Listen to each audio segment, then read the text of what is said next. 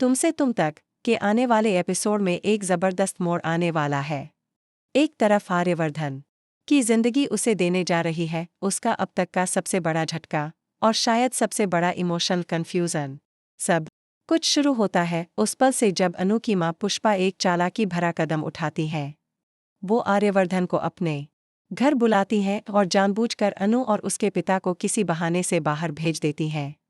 जैसे ही आर्यवर्धन घर में दाखिल होता है, पुष्पा अपने दिल की बात कहने में देर नहीं लगाती। साफ साफ कह देती है कि वो चाहती है अनु की शादी पड़ोस वाले एक लड़के से हो जाए। लेकिन अनु को मनाना वो जिम्मेदारी आर्यवर्धन की होगी।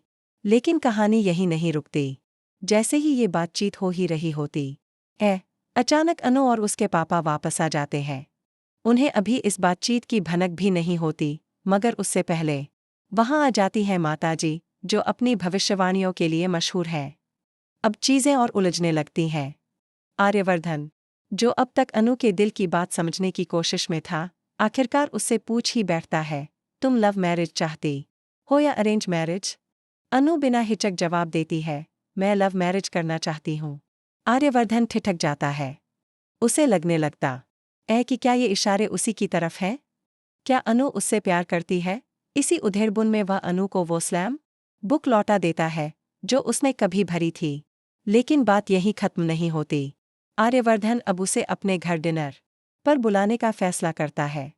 ये डिनर सिर्फ एक आम मुलाकात नहीं होगी, ये मौका होगा आर्यवर्धन के लिए अपने बीते हुए कल से जुड़े कुछ सच सामने रखने का। खासतौर पर अपनी पहली शादी की कहानी, अपनी दिवंगत पत्नी के बारे में, कि कैसे वो उससे जुड़ा रहा और कैसे उसने उसे खो दिया।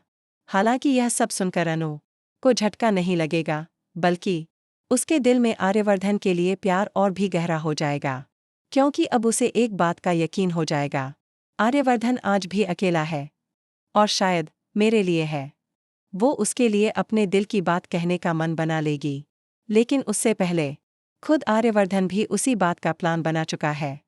अब देखना यह है, कौन किससे पहले कहता है वो 3 लफ्ज़।